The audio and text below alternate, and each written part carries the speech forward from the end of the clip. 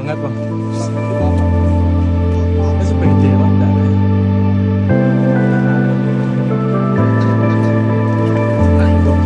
Ini seperti gede mana bang? Apa yang karyanya turun? Oh mana ada jalannya tadi kok? Bang sambut bang ya. Tolong bang. Pusat Pengendalian Operasi BNPB melaporkan sudah 10 dari 15 korban meninggal dunia akibat erupsi Gunung Merapi telah berhasil diidentifikasi. Dari total 15 yang terkonfirmasi, 10 diantaranya sudah teridentifikasi oleh tim Disaster Victim Identification atau tim DVI.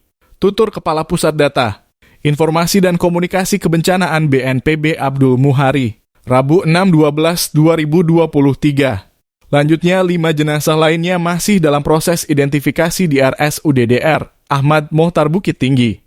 Diketahui masih tersisa 8 pendaki lain yang hingga kini masih dalam pencarian. Dilaporkan sampai hari ini, Gunung Merapi tercatat sudah mengalami erupsi sebanyak 46 kali.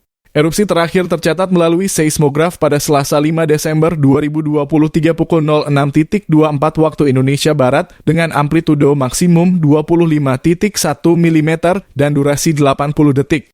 Gunung api dengan ketinggian 2.891 mdpl tersebut masih berstatus waspada atau level 2. BPBD Kabupaten Agam dan Kabupaten Tanah Datar bersama tim gabungan terus memonitor perkembangan erupsi Gunung Merapi di lokasi guna melakukan tindakan cepat dalam penanganan evakuasi warga apabila kembali terjadi aktivitas vulkanik yang lebih besar.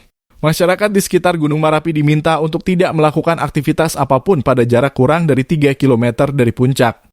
Selain itu, masyarakat yang berada di 4 kecamatan terdekat diimbau untuk mengurangi aktivitas di luar rumah serta memakai masker ketika beraktivitas di luar ruangan.